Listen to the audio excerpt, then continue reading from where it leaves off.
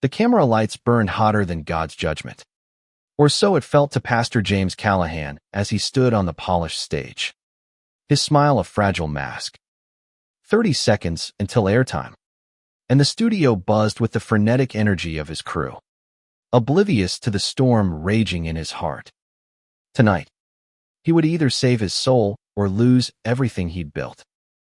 James, at 42, was the golden voice of Faithful Horizons, a religious talk show broadcast to millions across America. His warm baritone and earnest blue eyes had made him a beacon of hope for conservative households from Alabama to Wyoming. For 15 years, he'd preached love, forgiveness, and God's plan, his tailored suits and easy charm masking the secret he'd buried so deep it felt like a sin just to think it. He loved a man. That man was Ethan Harper, 38, a soft-spoken carpenter with calloused hands and a smile that could quiet James's loudest demons. They'd met 2 years ago at a charity build in rural Georgia, where Ethan's quiet strength as he hammered nails into a community center's frame had caught James's eye. What began as stolen glances over coffee breaks turned into late-night talks. Then a kiss under a starlit oak tree that felt like both salvation and damnation. Now, as James prepared to face the cameras, a leaked photo of that kiss threatened to unravel his life. The stage manager counted down. 5, 4, 3. James adjusted his tie, his pulse hammering. The red light blinked on, and he launched into his opening prayer, his voice steady despite the chaos within. Lord, guide us through trials, for your love is our anchor. The audience applauded, unaware that tonight's episode would never air. Backstage, Ethan waited in the shadows, his brown eyes fixed on James. He'd begged James to come clean before the photo hit the tabloids. But James had hesitated, terrified of losing his flock, his career, his purpose. Ethan understood God. Did he understand, but the weight of hiding their love was crushing him too. I'll be here, Ethan had whispered before the show, his hand brushing James's. No matter what. The first segment flew by, James fielding questions from callers about faith and family, his answers polished but hollow. Then, during a commercial break, his producer, Margaret, a sharp-eyed woman in her 50s, rushed to his side, her face pale. James, it's out. The photo. It's everywhere. She thrust her phone at him. And there it was, him and Ethan, lips locked, the oak tree framing them like a betrayal of everything he'd preached. His stomach dropped. The studio felt like it was closing in. The lights too bright. The air too thin. How bad is it? He asked, though he knew the answer. Bad, Margaret said, her voice tight. The network's getting calls. Sponsors are pulling out. And Pastor Reynolds is on his way. Pastor Daniel Reynolds, 60, was James's mentor, the man who'd plucked him from a small-town pulpit and made him a star. He was also the fiercest defender of the network's conservative values, a man who'd once called homosexuality a sin that taints the soul. If anyone could destroy James, it was Reynolds. The show resumed, but James's words faltered. He saw Ethan slip out the back door, unable to watch the inevitable collapse. By the time the cameras cut, the studio was a ghost town, crew members whispering, avoiding his gaze. Margaret pulled him aside. The board wants you off the air. Effective immediately. James drove home to his modest Atlanta apartment, the city's skyline a blur through his tears. Ethan was waiting, sitting on the couch with a mug of coffee, his face a mix of worry and resolve. I saw the news, Ethan said softly. They're calling you a fraud. They're not wrong, James muttered, sinking beside him. I've been lying to everyone. To God. Ethan took his hand. You haven't lied to me. Or to yourself. You love me. James, That's not a sin. But the world disagreed. By morning, James's phone was flooded with hate messages, Bible verses twisted into weapons. His email inbox overflowed with demands for his resignation. The worst came from Reynolds. A curt message, "Meet me at the church. We need to talk." The church was a small, red brick building where James had preached before fame claimed him. Reynolds stood at the altar, his silver hair gleaming under the stained glass light. His face unreadable. "You've disgraced us," he began, his voice low but cutting. "This lifestyle is incompatible with our mission. Step down quietly, or I'll ensure you're ruined." James's knees buckled. "I never meant to hurt anyone," he said, his voice breaking. I love him." Reynolds's eyes narrowed. "Love is a choice. James, you chose wrong." That night, James and Ethan sat in silence, the weight of Reynolds's words suffocating. Ethan reached for him, but James pulled away, haunted by the life he was losing. "Maybe he's right," James whispered. "Maybe I'm wrong to want this." Ethan's face hardened. "Don't let him do this to you. To us." But the damage was done. The network issued a statement denouncing James.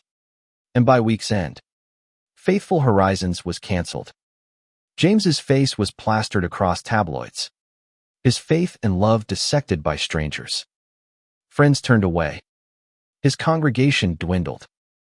And Reynolds, the man he'd trusted most, led the charge, preaching sermons that branded James a cautionary tale. Yet Ethan stayed. Through the hate mail, the lost income, the sleepless nights, he was there, hammering together a life for them from the wreckage. But James couldn't shake the guilt, the fear that loving Ethan had cost him God's grace. He began to pull away, retreating into himself, leaving Ethan to wonder if their love could survive the fallout. One evening, as rain battered their apartment, Ethan found James staring at an old Bible, its pages worn from years of study. "Talk to me," Ethan pleaded. "Don't shut me out." James's voice was barely audible. "I don't know who I am without the show, without the church, without God." Ethan knelt beside him, his hand on James's knee. "You're still you, and I'm still here. But you have to fight for us, James, or we'll lose this too." The words hit like a revelation. James looked at Ethan, seeing the man who'd loved him through every storm. And something shifted. He wasn't ready to give up, not on Ethan, not on himself. But as he reached for Ethan's hand, a knock at the door shattered the moment. It was Margaret, soaked and frantic. "James," she gasped. "Reynolds is planning something big. He's not done with you." Margaret stood in the doorway, rain dripping from her coat, her eyes wide with urgency. "He's going after your legacy, James," she said, her voice trembling. "Reynolds is planning a special broadcast to cleanse the network's image. He's going to use you as the villain." James felt the air leave his lungs. Ethan, standing behind him, gripped his shoulder, a silent anchor. "What kind of broadcast?" Ethan asked, his tone sharp. Margaret hesitated, glancing between them. "A live sermon. Nationwide. He's calling it Restoring the Faithful. He's invited every major donor, every pastor in the network. He wants to bury you. James, make sure no one ever trusts you again." The words landed like a punch. James sank onto the couch, his mind racing. He'd known Reynolds was ruthless, but this was a public execution. Ethan knelt in front of him, his eyes fierce. "You don't deserve this. We need to fight back." "Fight how?" James snapped, his voice raw. "I've lost everything. The show, the church, my reputation. I'm nothing without them." Ethan's jaw tightened. You're not nothing. You're the man who built houses for the poor, who listened to people's pain on air, who made me believe and love again. Reynolds can't take that. Margaret nodded, stepping closer. He's right. James, there are people out there who still believe in you. I've seen the Letters fans who say you gave them hope. You can't let Reynolds rewrite your story. But James wasn't so sure. The next morning, he woke to find his name trending on X. Hashtags like fallen pastor and faithful betrayal cutting deeper than any sermon. Ethan scrolled through the posts, his face darkening with each one. They're quoting Reynolds, he said, tossing his phone aside. He's already started. James avoided the news, but the world wouldn't let him hide. At the grocery store, whispers followed him. At the gas station, a man spat at his feet, muttering, "Sinner." Each jab chipped away at his resolve. And though Ethan was there, cooking dinner, cracking jokes, holding him through the night, James felt himself slipping into a darkness he couldn't name. A week later, Margaret called with worse news. Reynolds is digging into your past, she said. He's got people looking for anything old sermons, interviews, anything to twist against you. He's even contacted your old congregation in Macon. Macon. The name hit James like a ghost. That's where he'd started. A 25-year-old preacher with a fire for God and a secret he'd buried under every sermon. If Reynolds found something there, it could destroy what little he had left. I need to go, James said, grabbing his keys. Ethan stopped him at the door. You're not going alone. Whatever's in Macon, we face it together.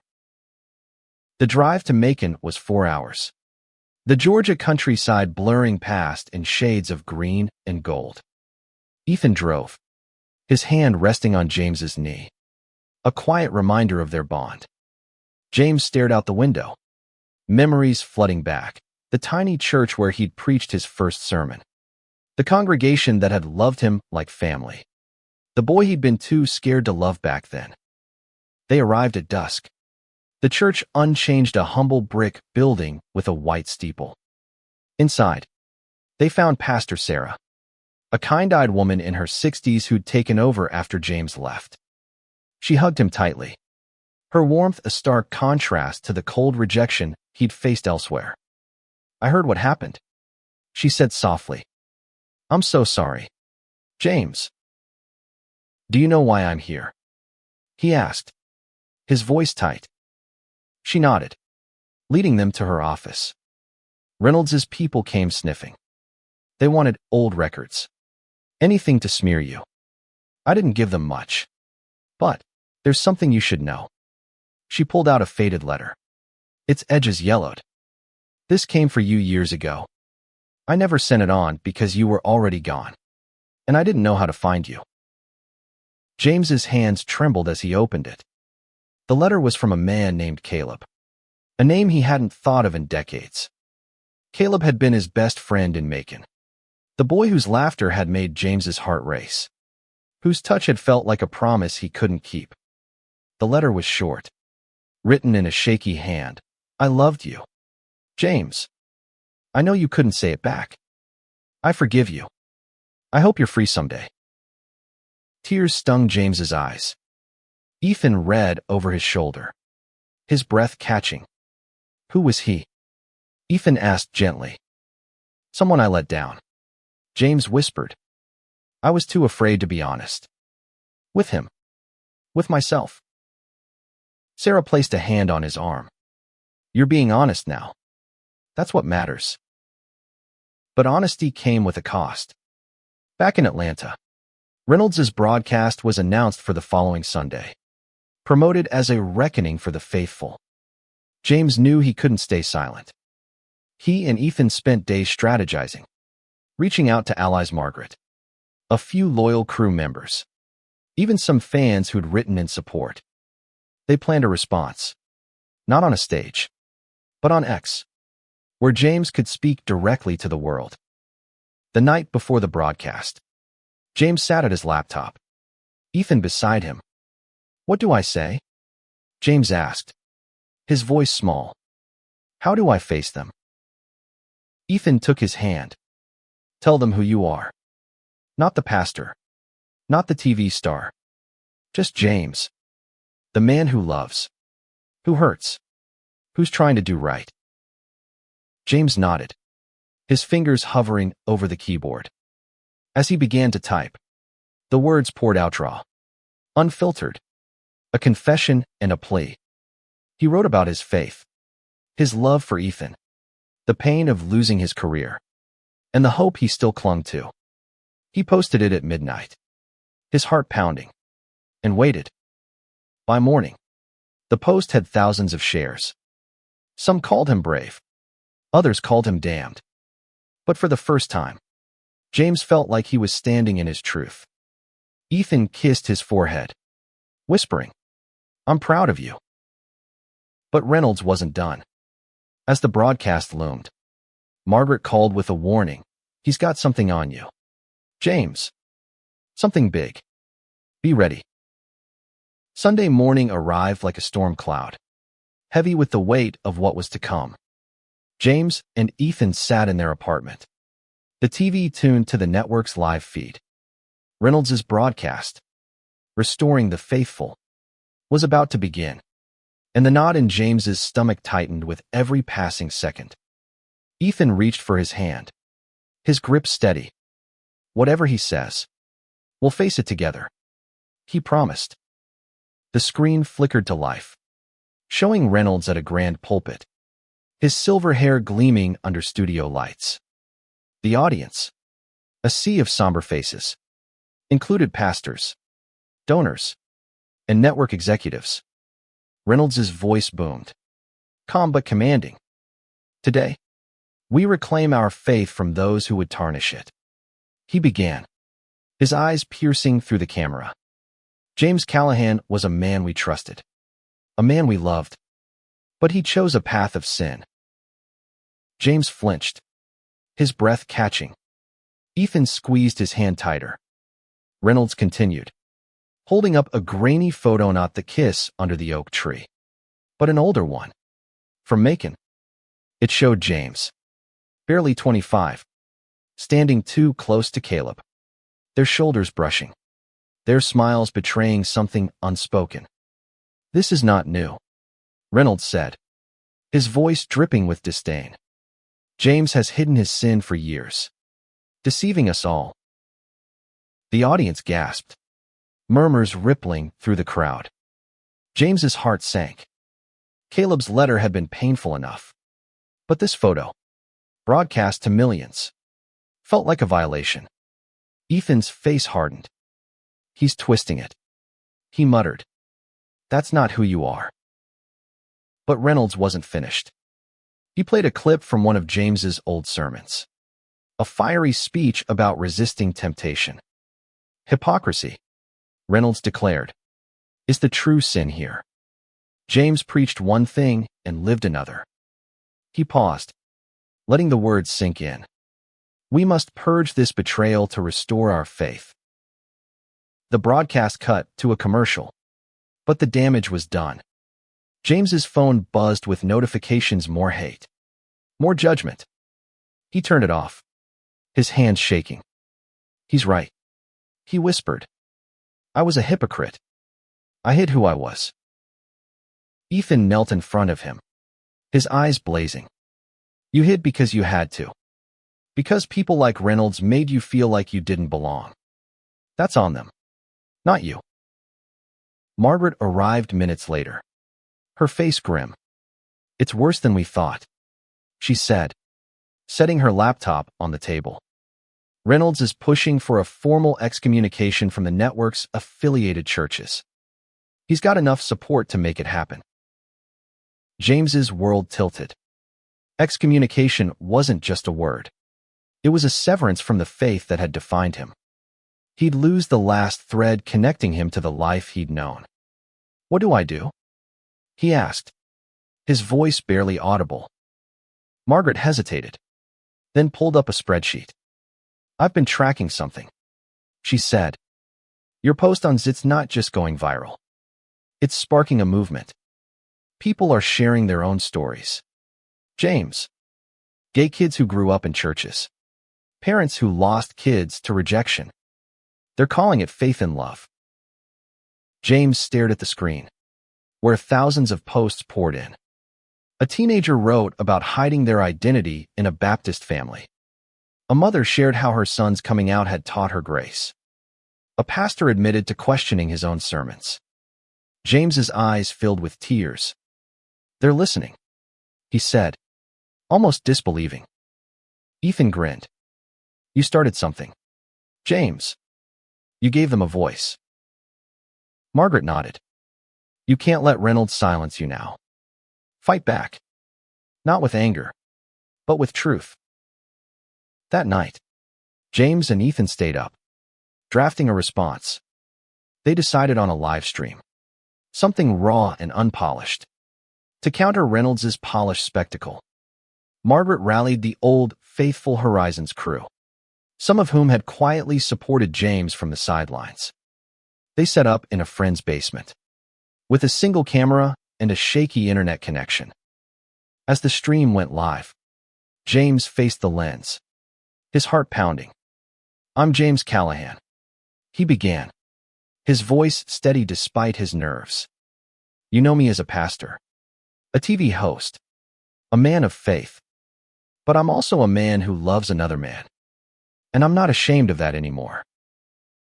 He spoke for 20 minutes, sharing his journey, his fear, his guilt, his love for Ethan, his belief that God's love didn't exclude them. Ethan sat beside him, silent but present, his hand resting on James's knee. The comments flooded in, some hateful, but many supportive. A chorus of voices echoing faith and love. By morning, the stream had 1 million views. News outlets picked it up, framing it as a David and Goliath battle against Reynolds' crusade. But Reynolds wasn't one to back down. He announced a second broadcast, promising evidence that would end James Callahan's influence for good. Ethan, ever practical, started researching Reynolds' past, looking for cracks in his armor. He's not perfect, Ethan said, scrolling through old articles. Nobody is.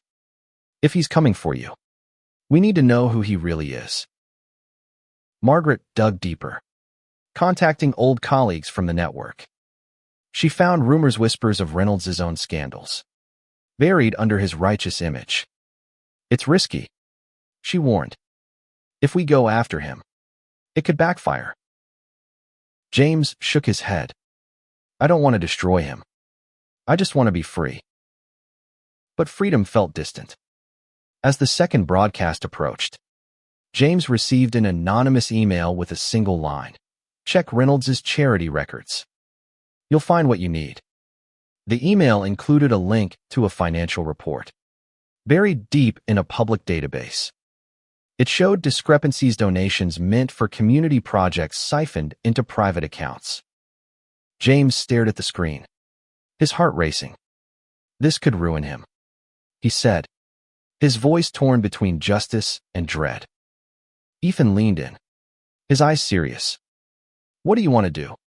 James, this is your call. James held the printed financial report, its numbers blurring as his mind wrestled with the choice. Exposing Reynolds could shift the narrative, maybe even save his own reputation. But it felt like stepping into the same mud he'd been dragged through.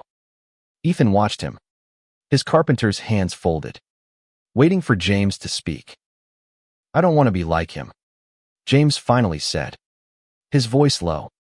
I don't want to tear someone down to lift myself up. Ethan nodded, his expression softening. Then don't. Use it to demand accountability, not revenge. You're better than that. Margaret, pacing the room, stopped. If you're not going public with this, what's the plan? Reynolds' next broadcast is tomorrow. He's promising to end you. We need something. James thought of the faith in love movement, the stories pouring in from people who'd felt silenced by churches, families, themselves. "We amplify them," he said. "Not me. Not Reynolds, the people. Their voices matter more than this feud." The next 12 hours were a blur of preparation. Margaret coordinated with supporters, pulling together video testimonials from Faith in Love contributors. Ethan built a simple website to host them, his fingers flying over the keyboard despite his usual preference for a hammer. James reached out to allies, pastors, activists, even a few former congregants who agreed to share their stories. By midnight, the site was live, a mosaic of faces and voices, a lesbian couple who'd been shunned by their church, a trans teenager finding acceptance in a new community, a father who'd learned to love his gay son. Each story ended with a simple message: love is faith. Faith is love. James recorded his own video, not as a pastor, but as a man. "I lost my career for loving Ethan," he said, his voice cracking. "But I gained a truth I'll never trade." The site spread like wildfire on X, amplified by supporters and picked up by progressive news outlets. By morning, Faith in Love was trending higher than Reynolds' broadcast hashtags. But James knew the real test was coming. He and Ethan sat in front of the TV, the air thick with tension, as Reynolds' second broadcast began. Reynolds stood taller this time, his face a mask of righteous fury. "James Callahan has deceived you," he declared, holding up a stack of papers. "These are letters, sermons, proof of his hypocrisy dating back decades." He read excerpts, carefully edited snippets of James's old sermons, twisted to paint him as a liar. The audience nodded, some visibly angry, others tearful. Then came the bombshell. Reynolds produced a signed affidavit from a man claiming James had propositioned him years ago. A lie so blatant James laughed in disbelief. "That never happened," he said, turning to Ethan. "He's making it up." Ethan's eyes narrowed. "He's desperate. This is all he has." Margaret, watching from her laptop, texted, "The affidavit's fishy. I'm digging into the signer." Within hours, she found the man a disgraced former pastor with a history of fraud, likely paid off by Reynolds' allies. But proving it would take time, and the broadcast was already doing its damage.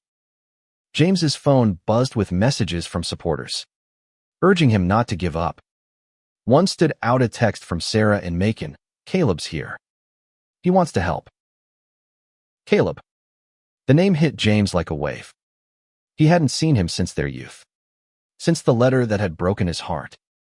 "What does he want?" James asked when he called Sarah back. "He saw your stream," she said.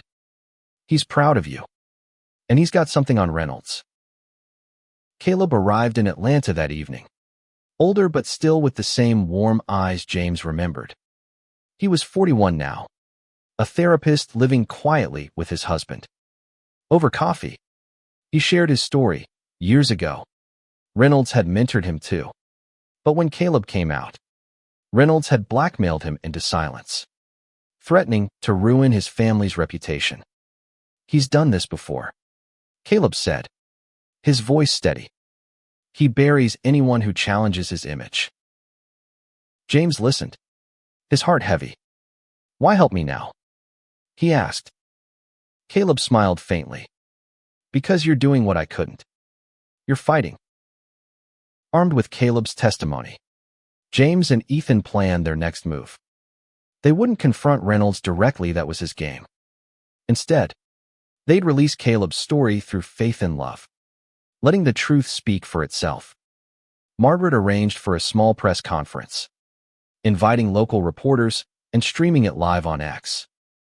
As James stepped to the microphone, Ethan at his side, he felt a clarity he hadn't known in years. "This isn't about me," he said, his voice strong.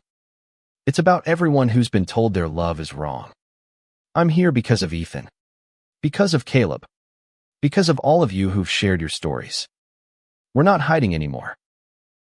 Caleb spoke next, his words measured but powerful, exposing Reynolds' tactics without malice. The press conference ended with a flood of support online. But James knew Reynolds wouldn't go quietly. As they drove home, Ethan glanced at him. "You okay?" James nodded, a small smile breaking through. For the first time in a long time. "Yeah." But late that night, an email arrived from an unknown sender. It contained a single photo, James and Ethan leaving the press conference, with a red circle drawn around Ethan's head. No message, just the image. James's blood ran cold. "They're targeting you now," he said, showing Ethan. Ethan's face didn't waver. "Let them try. I'm not going anywhere." The photo sat on James's phone like a ticking bomb, its red circle a silent threat. He stared at it, his mind racing with worst-case scenarios: someone following Ethan, someone watching their home.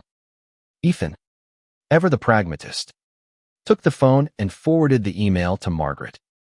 "We need to trace this," he said, his voice calm but firm. "This isn't just about you anymore, James." Margaret arrived within the hour, her laptop already open. "I've got a friend in cybersecurity," she said, typing furiously. "If this came from Reynolds' camp, we'll find out."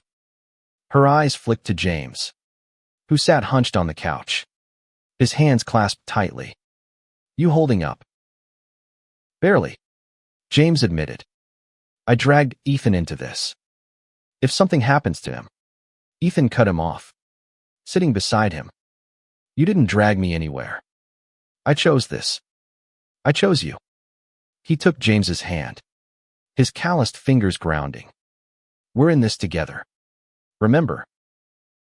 Margaret's friend came through by morning, tracing the email to a burner account linked to a coffee shop Wi-Fi in downtown Atlanta. It wasn't definitive proof of Reynolds' involvement, but it was close enough to raise alarms. "We need to be careful," Margaret said. "Reynolds has money, connections, and a vendetta. This could get uglier."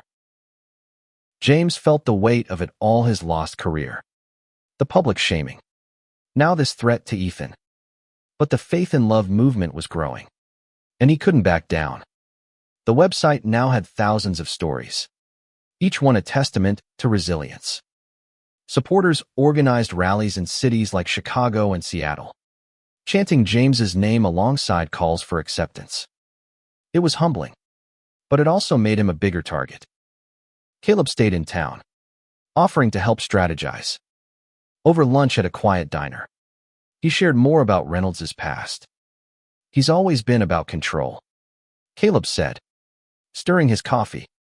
"When I came out, he didn't just cut me off, spread rumors, made sure I couldn't get work. He's scared of anyone who challenges his version of faith."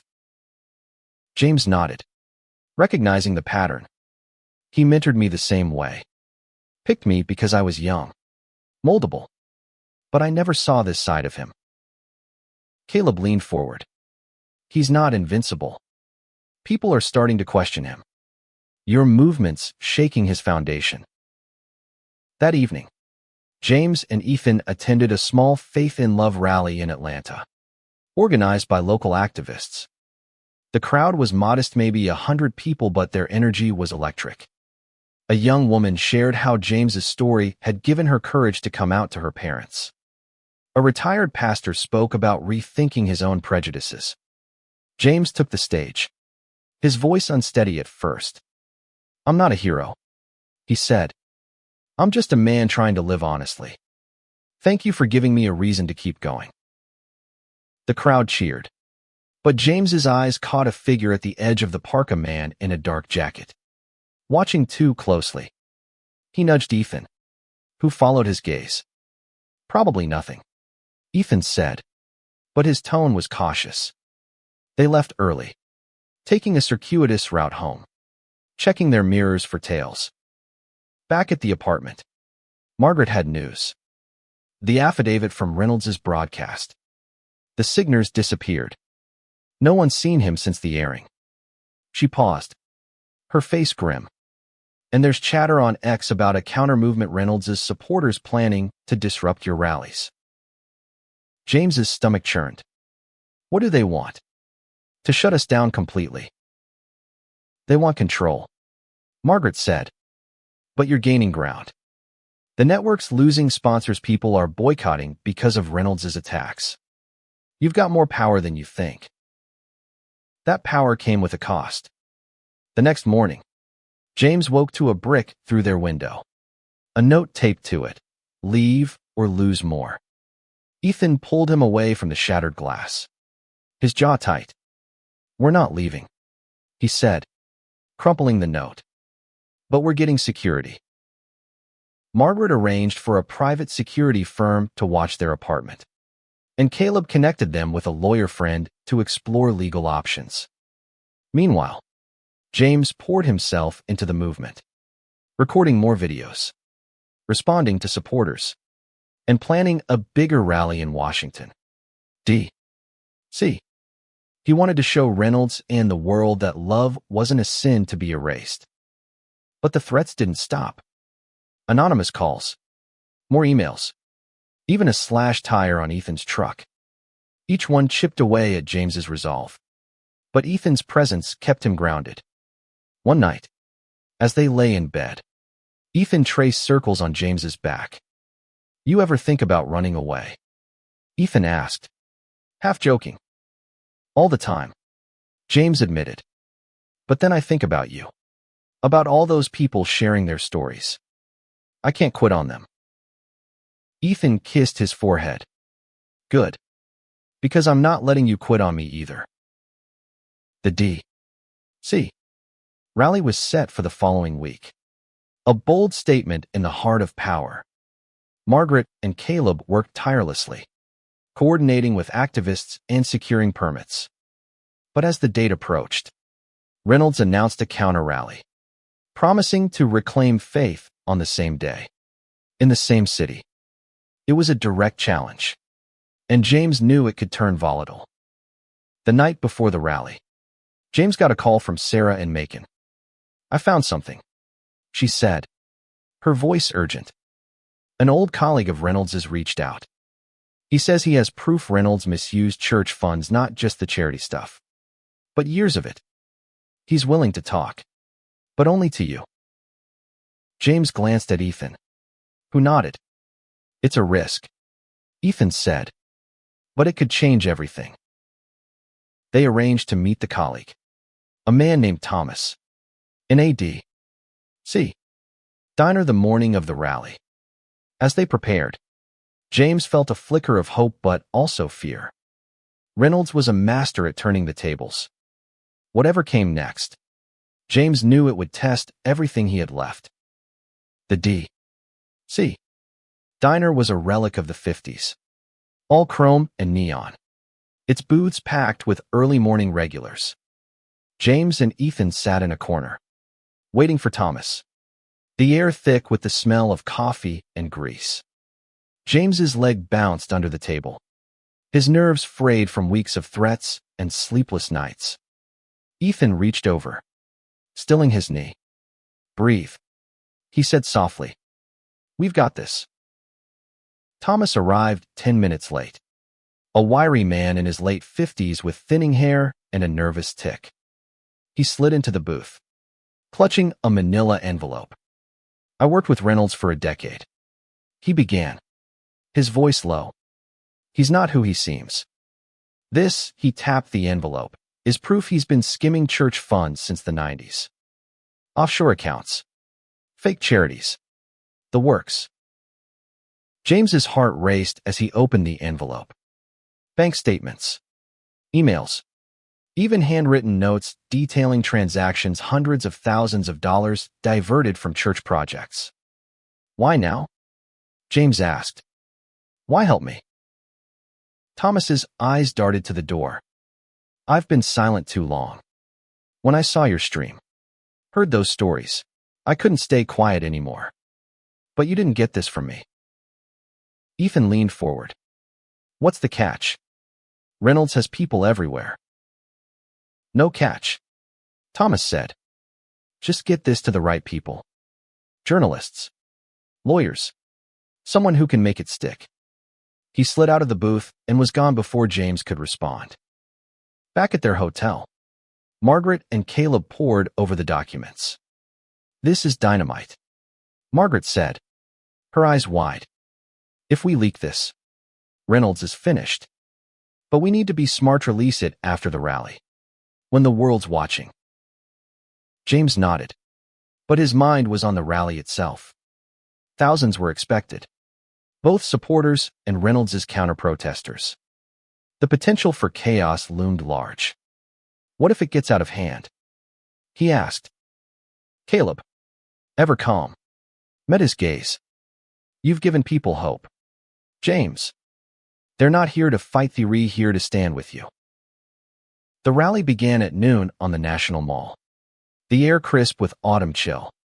James stood on a makeshift stage, Ethan at his side, as a diverse crowd gathered, young, old, queer, straight, religious, secular.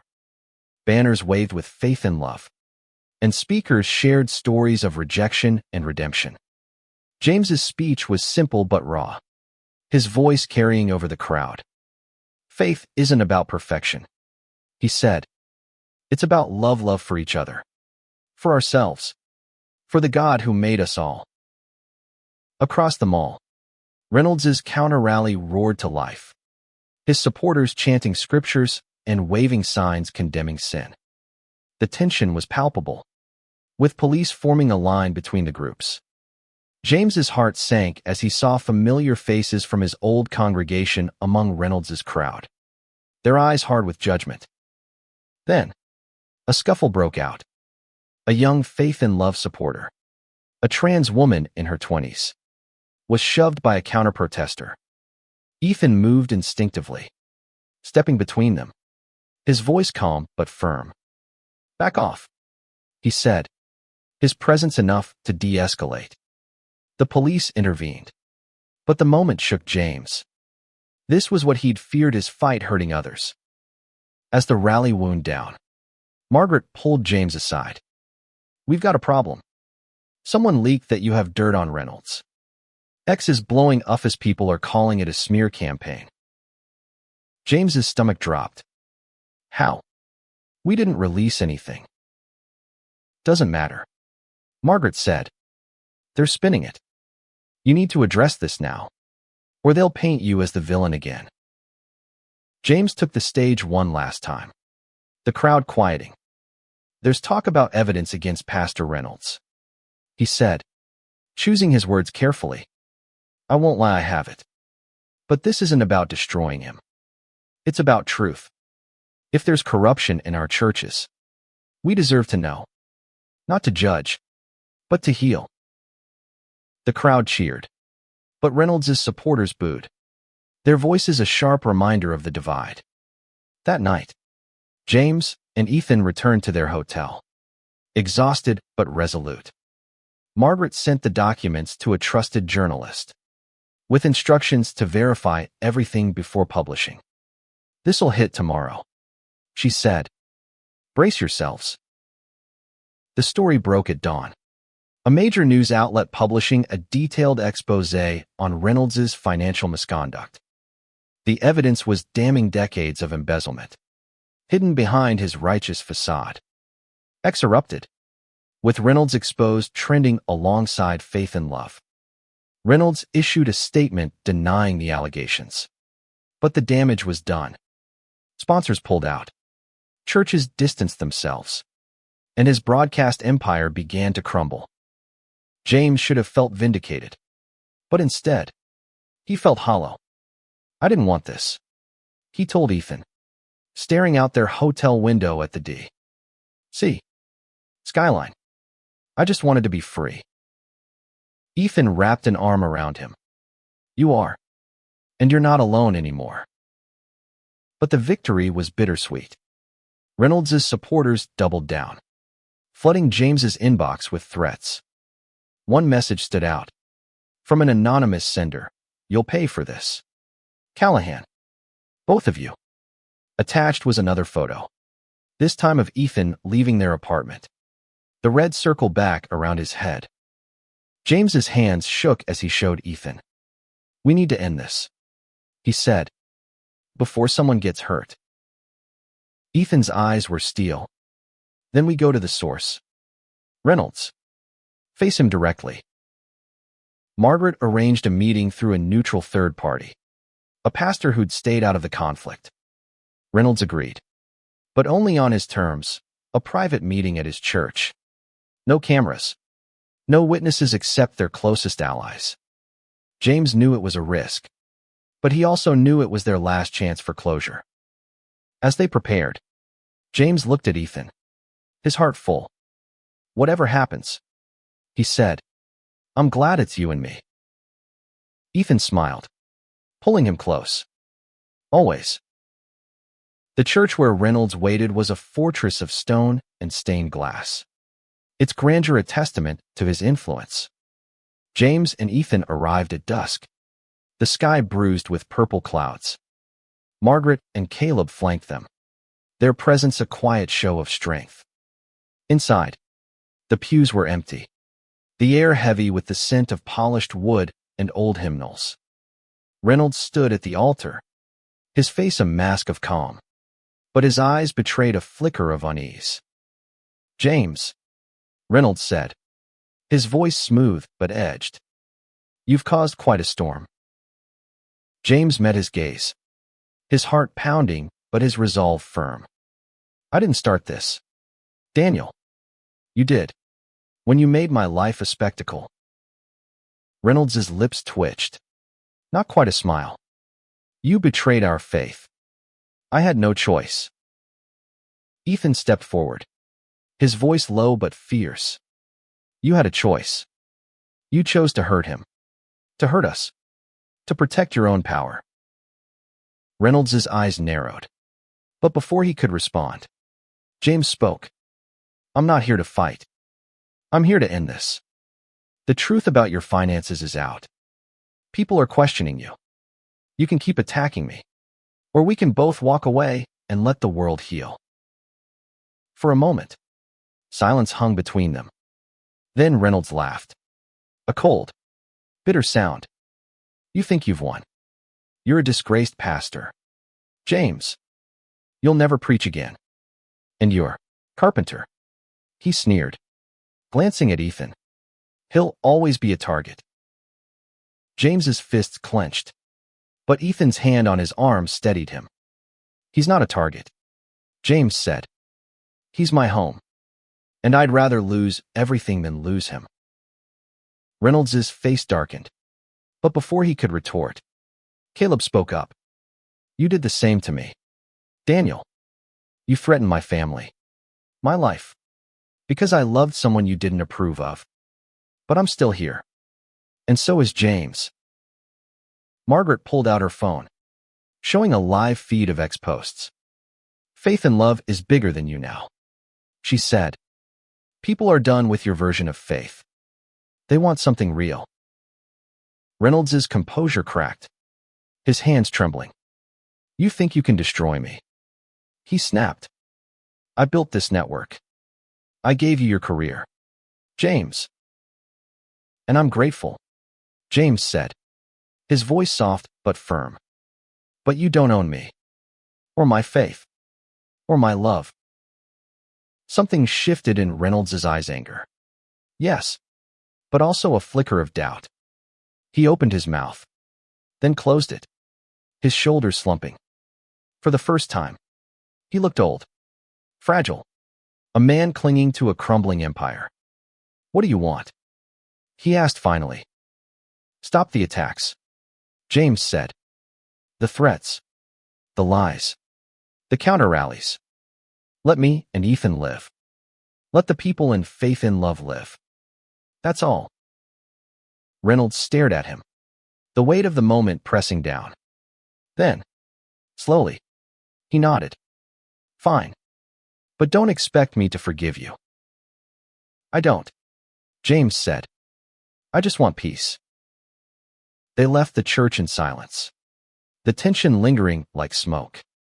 Outside, Ethan pulled James into a hug, his breath warm against James's neck. "You did it," he whispered. "You stood up to him." But James wasn't so sure. Reynolds's concession felt too easy, and the threats against Ethan still loomed. Over the next few days, the harassment slowed, but didn't stop entirely. Anonymous messages still trickled in, though less frequent. The expose on Reynolds's finances gained traction, with more whistleblowers coming forward, forcing him to step back from public life. The network scrambled to replace him, their empire fracturing under the weight of scandal. James and Ethan moved to a new apartment, a small place in a quieter part of Atlanta, hoping for a fresh start. The faith in love movement grew, with local chapters forming across the country. James began speaking at small gatherings, not as a pastor, but as a man sharing his story. Each talk felt like a step toward healing, though the scars remained. One evening, as they unpacked boxes in their new home, Ethan found an old photo of James preaching in Macon, his face alight with passion. "You miss it, don't you?" Ethan asked, his voice gentle. James nodded, his throat tight. "I miss the good parts, helping people, giving them hope. But I don't miss the lies I had to tell myself." Ethan pulled him close, their foreheads touching.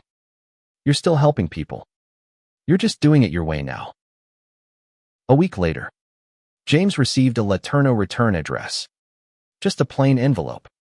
Inside was a single page, handwritten in a familiar scrawl. It was from Reynolds. "I was wrong," it read. "Not about everything, but about you. I saw your rally. Your people. They believe in you. I envy that. I'm stepping down. This is my last act." James stared at the letter, stunned. Reynolds, the man who'd nearly destroyed him, was admitting defeat. But more than that, he was offering something James hadn't expected, a glimmer of redemption. Ethan read it over his shoulder, his expression unreadable. "Do you believe him?" he asked. "I don't know," James said, "but I want to." They burned the letter that night, watching the flames curl around the paper. It wasn't forgiveness. Not yet. But it was a start. James felt lighter, like a weight had lifted, though he knew the road ahead wouldn't be easy.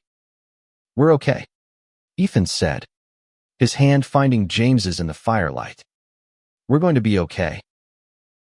James nodded, his heart full. For the first time, he believed it. Spring came to Atlanta, painting the city in dogwood blooms and soft light. James and Ethan's new apartment was small, but theirs, filled with the warmth of shared meals and quiet nights. The faith and love movement had grown beyond their wildest hopes, with chapters in 20 states and a website now hosting tens of thousands of stories. James no longer preached from a pulpit, but his voice carried further than ever, through speeches, podcasts, and countless messages from people who'd found courage in his story. The threats had stopped after Reynolds's resignation, though James still checked the locks each night, a habit born of fear. Reynolds's letter had been his last public act. He'd vanished from the spotlight, leaving the network to limp on under new leadership. Some called it justice, others mercy. James wasn't sure what to call it, but he felt a quiet peace in its finality. One morning, as Ethan hammered together a bookshelf for their living room, James received an invitation to speak at a national conference on faith and inclusion. It was a chance to reach a broader audience, to bridge the gap between those who'd shunned him and those who'd embraced him. He hesitated, the weight of his past still heavy. But Ethan's voice broke through. "You're ready," he said, wiping sawdust from his hands. "You've been ready." The conference was held in a Chicago convention center, its halls buzzing with activists, clergy, and everyday people seeking change. James took the stage, Ethan in the front row, his presence a steady anchor. I lost my career for loving a man. James began, his voice clear. But I gained a life. I gained truth. And I gained all of you. The crowd erupted, their applause a wave of affirmation. James spoke of his journey, of Ethan's unwavering love, of the people who'd shared their stories through faith and love. He spoke of Caleb, of Margaret, of the unexpected grace found in those who'd stood by him. And, in a moment that surprised even himself, he spoke of Reynolds not with anger, but with hope. He was my betrayer, James said, but in his fall, he gave me a chance to rise, to be free, to love without shame. After the speech, a young man approached James, his eyes red with tears. I grew up watching you, he said. I was scared to be myself. Your story, it saved me. James hugged him, his own eyes stinging. You saved yourself, he said. I just gave you a mirror. Back in Atlanta, life settled into a new rhythm. James and Ethan volunteered at a local shelter, building homes and hope for those in need. Margaret started a media company, producing stories of resilience, with James as a consultant. Caleb visited often, his husband in tow, their laughter filling the apartment with joy.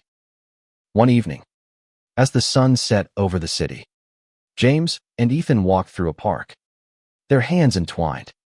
The world had changed, not completely, not perfectly, but enough. Enough for them to breathe, to love, to dream of a future. You ever think about getting married? Ethan asked, his tone casual but his eyes serious. James laughed, a lightness in his chest he hadn't felt in years. You proposing, Harper? Maybe, Ethan said, grinning. Would you say yes? James stopped, pulling Ethan close. In a heartbeat. They didn't have a ring, or a plan, or a church to bless them. But they had each other, and that was enough. As they kissed under the fading light, James felt a truth settle into his bones. Love wasn't just his salvation, it was his sermon, his faith, his home. The world would keep turning, with its judgments and its grace. But James and Ethan would face it together. Reynolds, the man who tried to break them, had instead set them free, not by his intent, but by his surrender. In the end, the worst betrayer had become their unlikely savior, not through redemption, but through the truth he'd forced them to claim. And that truth, James knew, would carry them forward, through every storm, into a life they'd built with their own hands, their own hearts, their own love.